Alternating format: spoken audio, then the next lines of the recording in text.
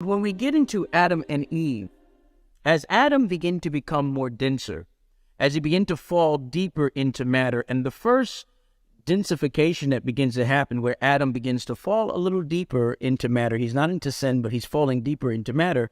And this is seen when God looks at Adam and he says in Genesis, it is not good for man to be all alone.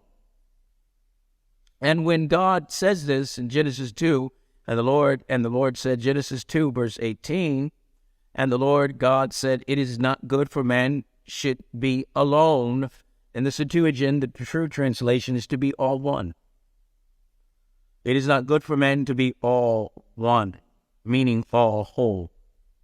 It's very interesting. I want you to understand that part here. It is not good for man to be all one, to be all whole.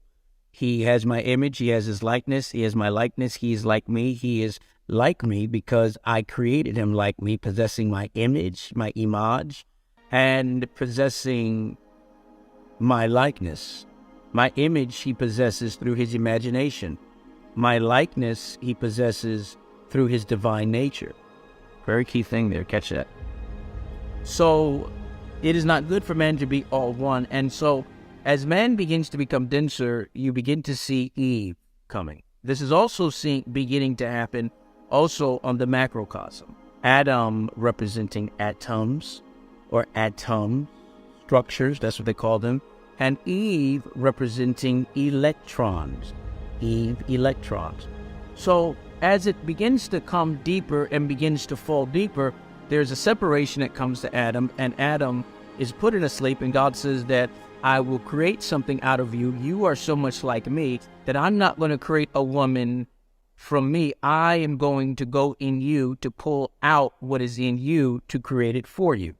Because Adam, you're so much like me that anything I need, I spoke it and pulled it out of myself. So Adam, for this to come, I'm going to pull it out of you and I'm going to pull an aspect from you, and she will be woman. Womb man. Man with a womb. She will be like you. She will have your likeness. She will be so much like you are like me, that she will be bone to your bone as you are image to my image. When this begins to happen, we begin to see that this is the time that Adam is now beginning to fall a little deeper. He's falling deeper into matter because now there's a separation. He's no longer all one, but now we're beginning to see sensuality and sexuality, which is a denser aspect, beginning to come into formation into Adam.